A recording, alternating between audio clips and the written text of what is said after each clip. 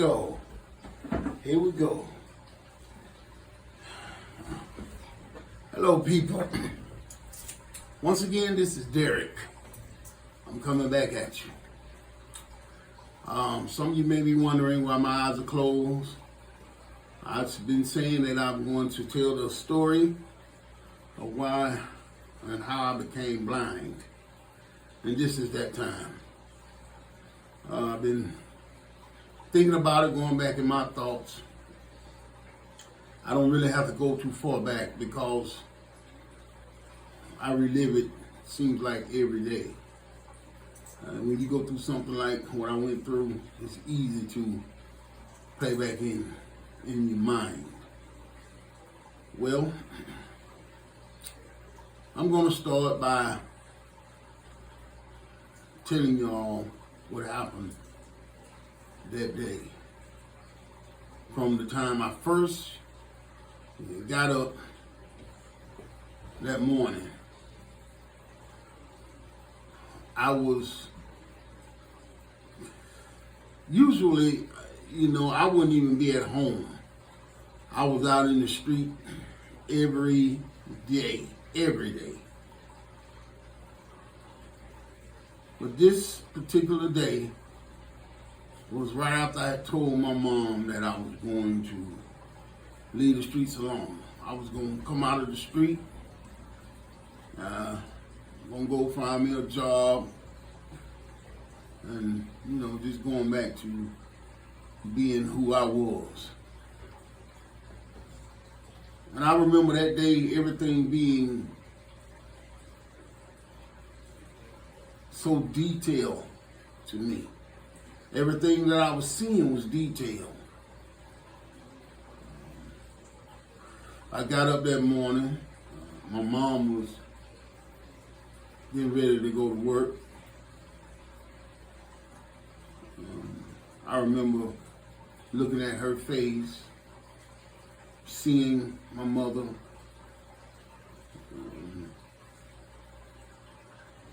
And like I say, everything seemed to me was detailed. What I was seeing.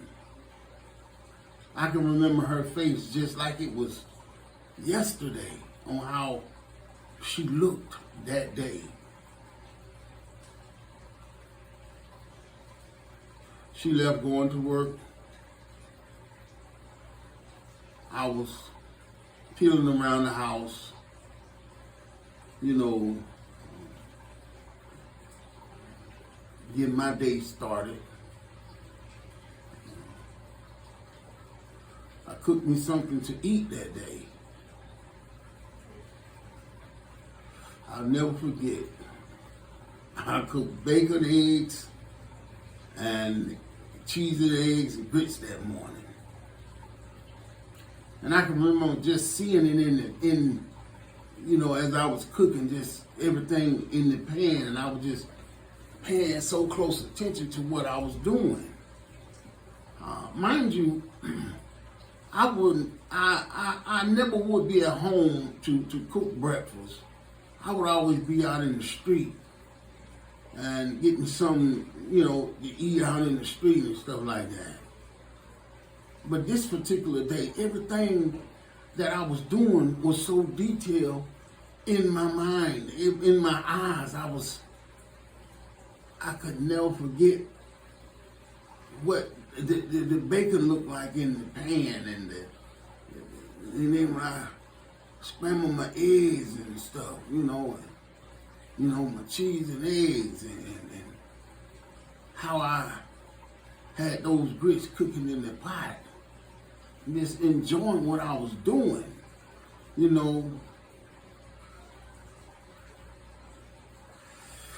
I got through doing that. I turned on the television. I was looking at Gomer Pyle. I'll never forget. I was looking at Gomer Pyle sitting down eating. Back then you would see the old shows, black and white shows, and I was enjoying what I was looking at. I hadn't been home in a while. I hadn't been home to watch television in a while. probably close to a year. I would always be in the street. So, as I'm sitting there eating, listening to looking at Gomer Powell, I then got through eating, and I went and took a shower. Again, mind you, everything that I was doing was so detailed to me. I got in the shower, and the water coming out the shower, I was paying close attention to it. Just looking at the water, it just seemed like I could see this water in its purest form almost. This, soap, I pick up the soap and I, lathering up the soap and, lathering up my rag, take a shower and, I do all that. And I'm paying attention to my body, everything. Everything was in detail. It was amazing to me as I think about it, because I just never observed or even thought about it being significant in my day. I remember when I got out of the shower and, I'm brushing my teeth. I'm just, in the mirror, brushing my teeth and just looking at my face. Everything about my face was just so detailed.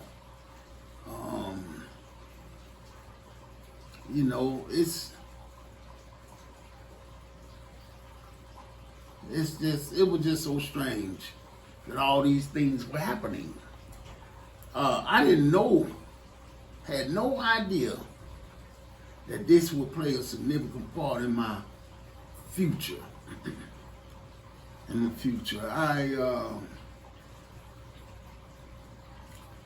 I was sitting around after I got my clothes on. Another thing I remember, my clothes, my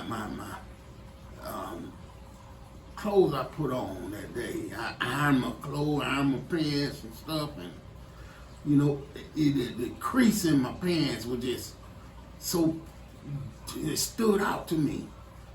And I was saying, oh my God, I didn't know that this would be such a significant part in my future.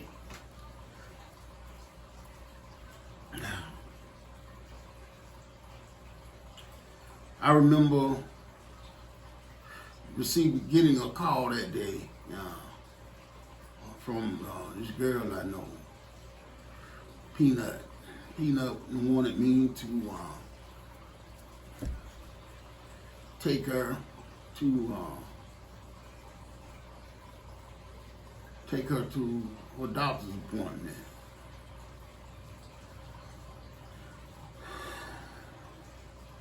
And I told her, something wrong with my car right now, but my mom get home, I'll get her car and I'll come take you to the appointment. She said, okay.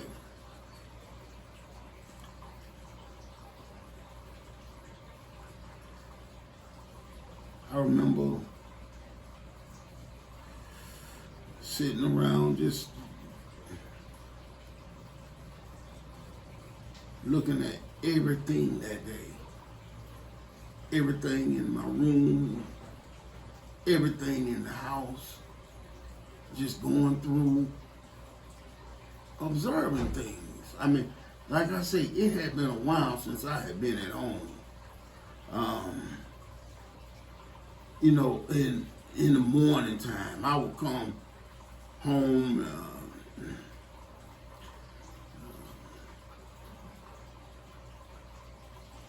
in the daytime, take a shower, and I'd get the hell on before my mama got home, because I didn't want to see my mama's face. My mama had became disgusted with me about who I had become and the things that I had been doing out there in the streets. You know, she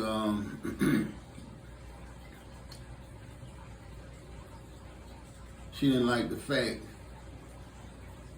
of me developing that reputation of being a crazy person, or somewhat of a, what some people call now, a gangster person. You know,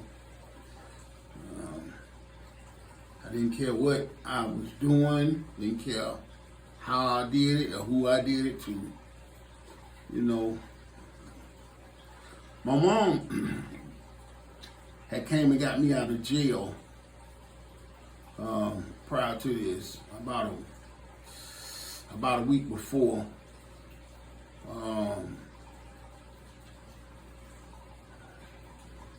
About a week before I got shot. I didn't want my mama to get me out of jail because really and truly I knew I was becoming someone I didn't need to be.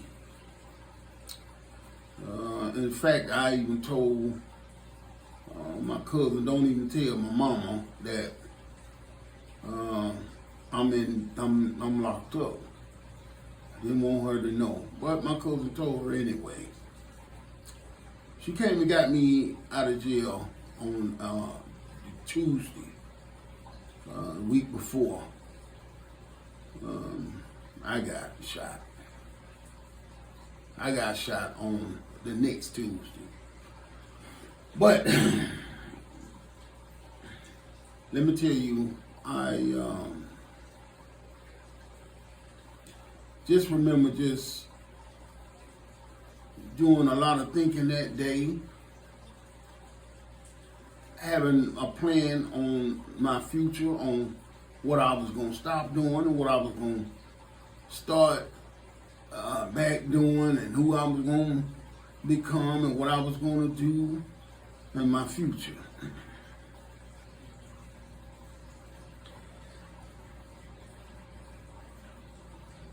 I remember getting a call that day, another call from this dude that I used to hang with. Now, mind you, let me go back and say, back then we didn't have cell phones. There were no cell phones. We had beepers. So I got someone beat me, and I knew who it was, because everybody who you dealt with, you gave them a code so you'll know who they are. And I knew who this was that had just beat me.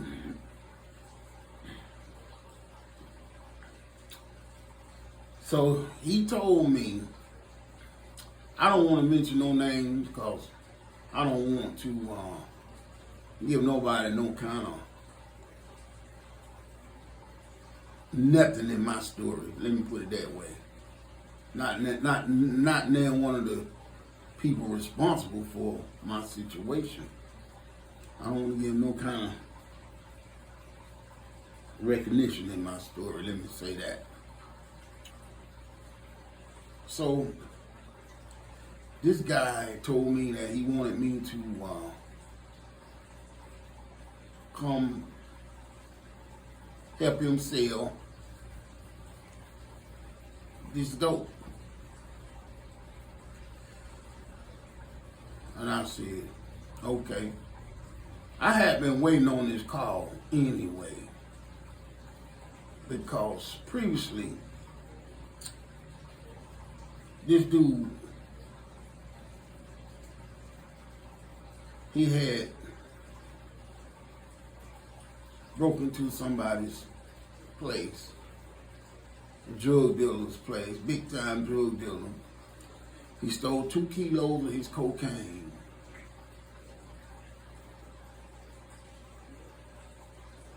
His money, his jewelry. When he did this, he had came to my girlfriend's house and I was back asleep. My mama had came and woke me up and told me that he was out there. So I went to the door and he told me, "Come on, let me show. I got something to show you." So he showed me what he had did. He had done hit this lick. He had all this dope, all this money in the car. And I was like, man. I said, okay, well, shoot. Man, you done hit the lick. Give me some of that. Give me some. Throw me some.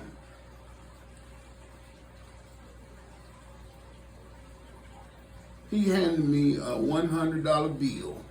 He told me he was going to go bag this up. He was going to call me. He was going to call me and let me know.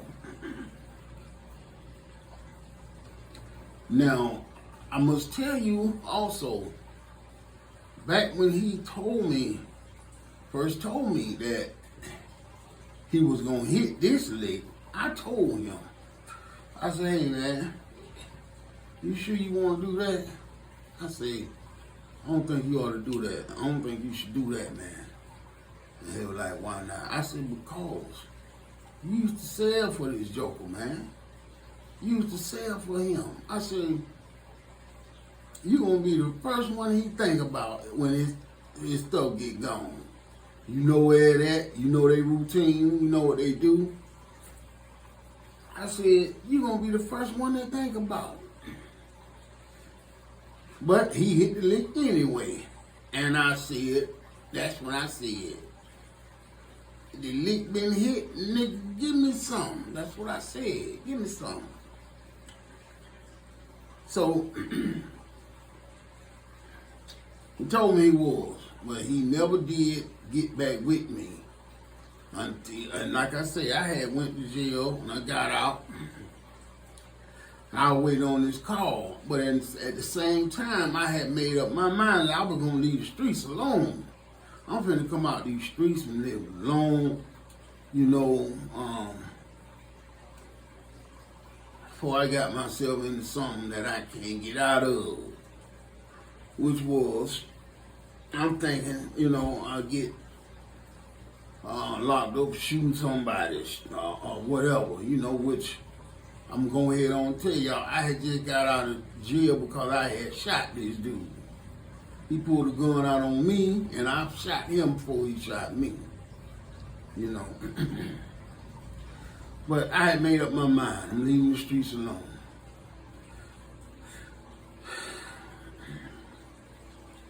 So when I got this call, he said he won't come through and scoop me up.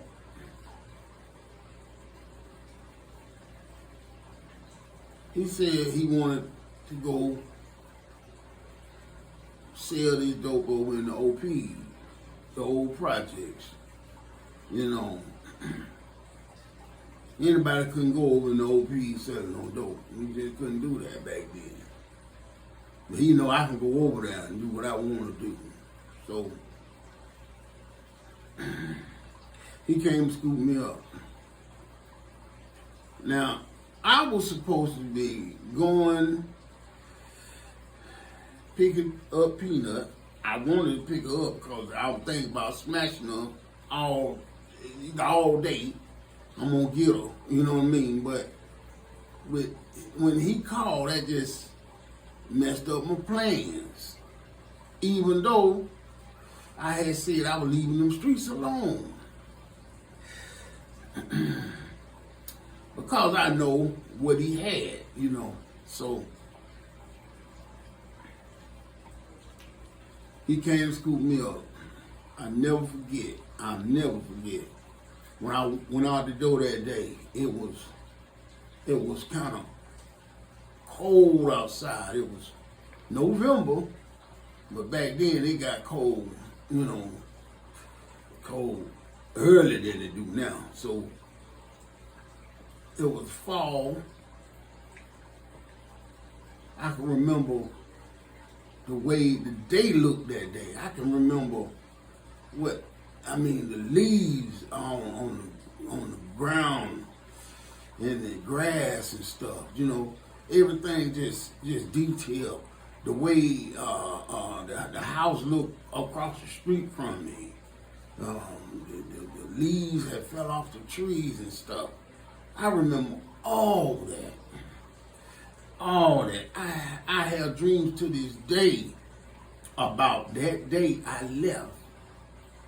He came, picked me up. I never forget. And it was gray Malibu.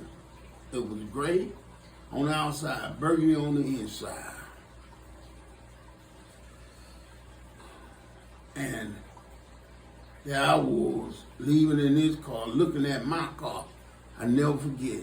I had a Oldsmobile 98. I had a 1983 Oldsmobile 98. I had it goddamn suited and booted. I had the 30s on, 30 spokes on there. I had the eagle wall tires on it. I had got done a white rag top on it.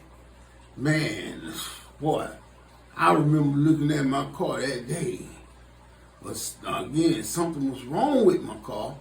So normally I would be in my own. I never would have went with them, but I had been waiting on the dude to come fix my car. But I never forget looking at my car that day and thinking about, damn, like my baby pretty.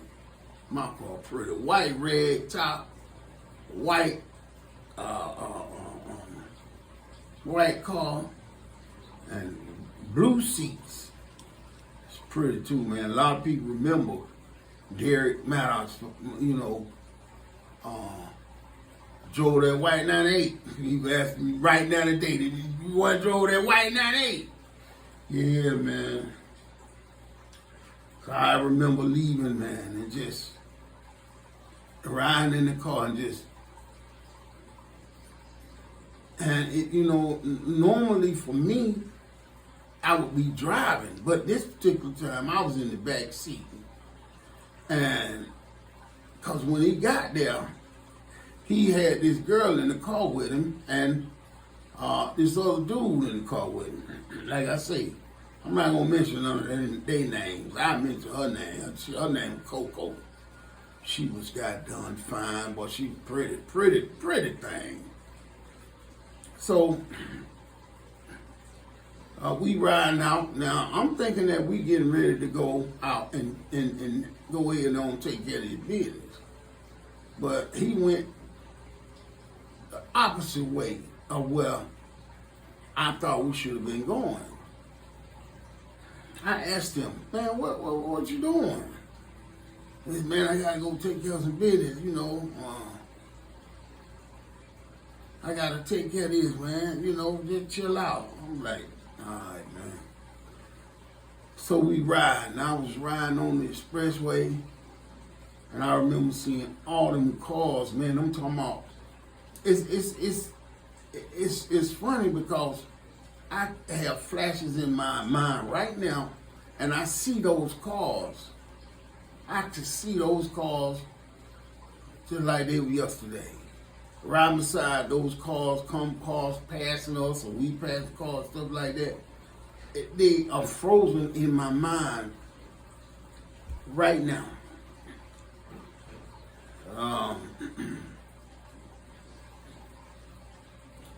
So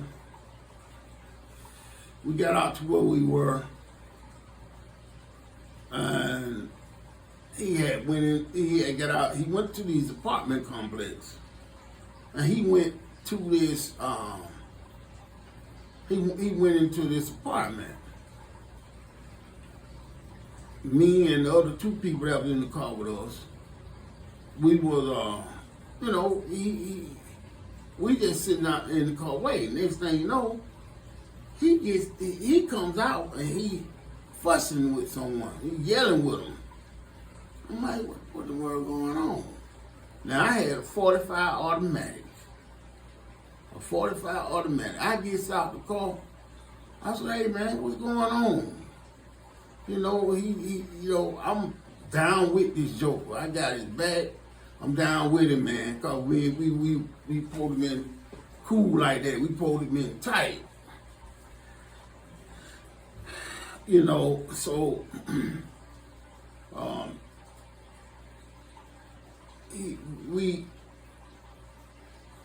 that ended. The little argument that he had, that ended. So we gets in the car. So now, okay, I'm thinking we finna go and so what I was really thinking that, it was somebody he had done gave something to or whatever, and they would, tripping on him or something like that. But nevertheless, I had it back, whatever was gonna happen. Then we left. I'm thinking that we getting ready to go take care of business. Then this joker here, he wants to go to this restaurant, the Sizzler back then. It was called the Sizzler. Went a couple of more places, but we end up at the Sizzler. So we sitting down on, ordered our food, and back then they were big on steak and all you can eat shrimp. I never forget. Steak and all you can eat shrimp. So this joke was saying that he'll pay for everybody, he got everybody and all that stuff. And I'm like, man, he tried to handle us like we some chunks or something. And I figured that he was trying to, show off in front of this girl, man. Because I got to tell y'all, once again, she looked real good. I never forget, man. She kind of looked like on that Apollonia style. Old yellow girl, back then, that's when Joker was all in the yellow girl, light skin and all that shit. She had all that she had that pretty jet black hair. Look good now. I got to admit. But me, I like dark-skinned women. I love dark-skinned women. The blacker the berry, the sweeter the juice. Yes, Lord. But so we sitting there, we eating. We waiting on them to bring our food and stuff. We eating. He started saying, man, go on, order what y'all want, man. I got it, man. It all on me. And I'm like, man, I can pay for my own food, man. What's up with you? But I noticed something. He kept going to the phone booth. He kept going to the payphone. And his people kept beeping and going on. He kept going to the phone. My people went off a couple of times, but I go to the phone and call and tell them I'm on my way with this Dizzo. You know what I mean? Because I had them made a call earlier that they had told them that I was coming over there, and I got it. It's on. I got it, I'll be there shortly, Now, they had been waiting on me pretty much all afternoon. Folks I know, in the OP, there was, a couple of hit houses over there, smoke houses and shit. So the folks I knew, they ready for me to come so we could do what we got to do. So then,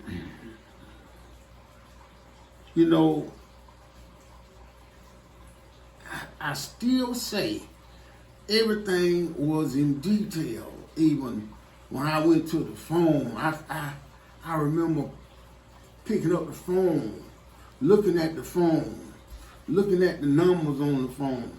I remember that, looking at the people in the restaurant. There was like I say, old girl Coco, she looked good now, but I seen some black chicks in there, dark skin like I like, and they stood out. They still etched into my mind to this day, man. I'm talking about how they actually looked that day, you know.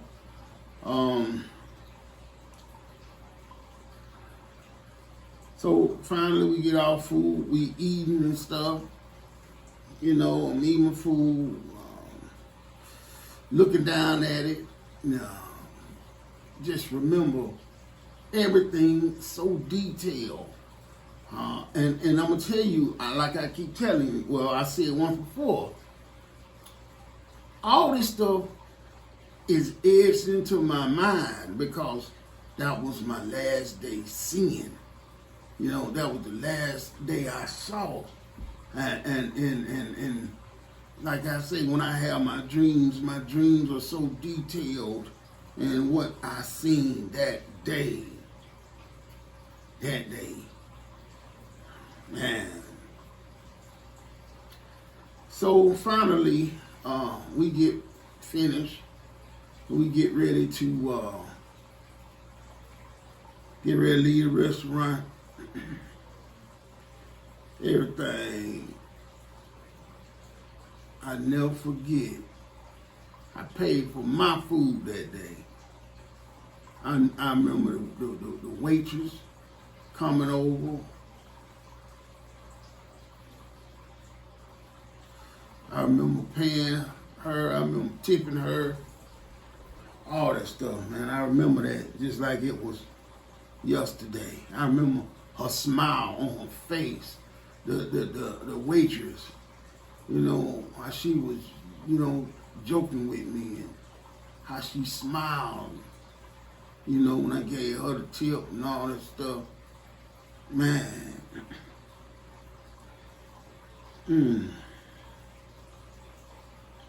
So finally, we left the restaurant. We headed. By this time, it done kind of got kind of dark. Like it done got. It's almost dark. Well, it was dark because, you know, it was. It get dark early in November. So it gotten dark.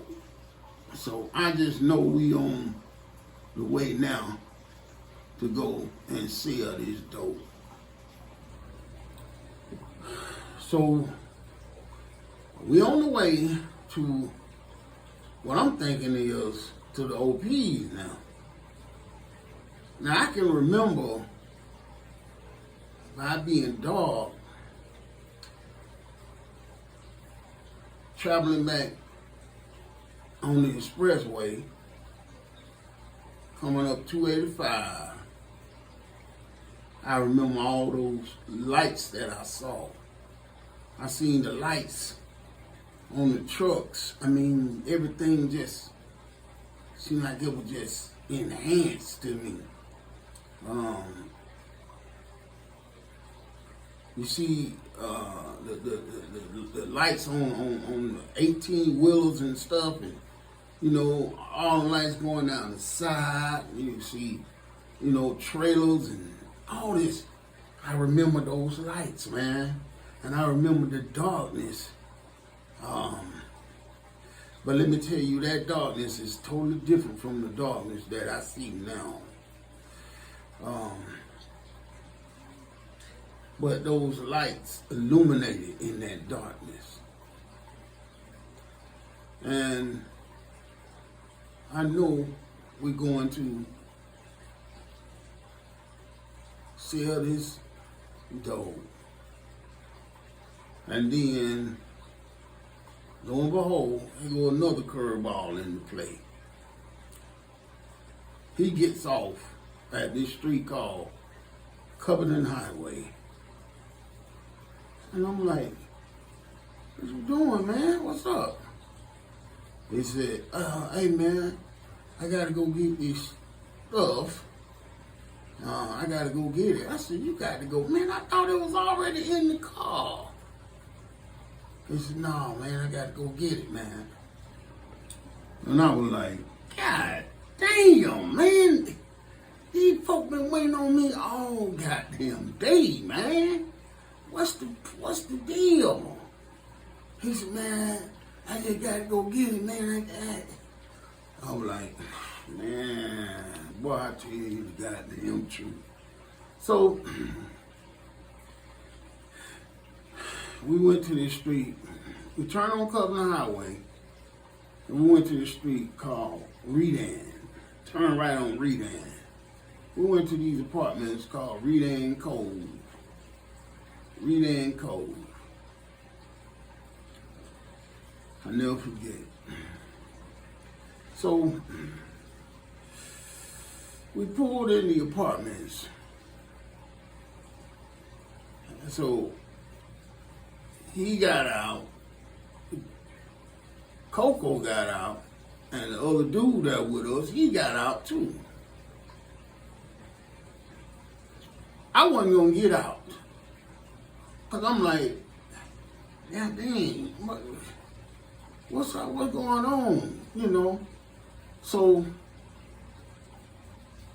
they were talking about, man, come on, man. Come on in. I said, man, why I got to go in there? Just go and get the stuff and just come on, let's go. They been waiting on me all day, man. What's up? They talking about, man, just come on in, man. Just, you know. So I got on out the car. I'm the last one. I'm dragging behind everybody. Now, mind you, he had got that apartment for Coco a couple of days before that. I didn't know it.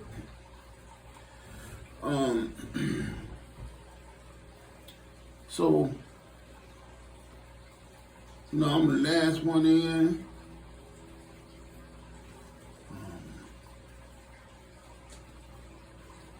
I went in the door.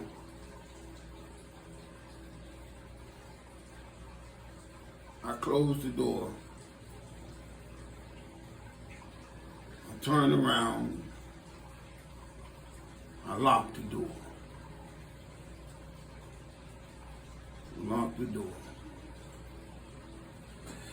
I'll never forget that. I locked that door.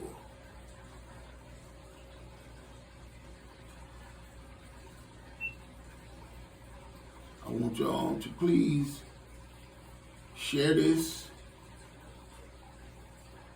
Leave me your comments. And hit that like button for me, please. Thank you.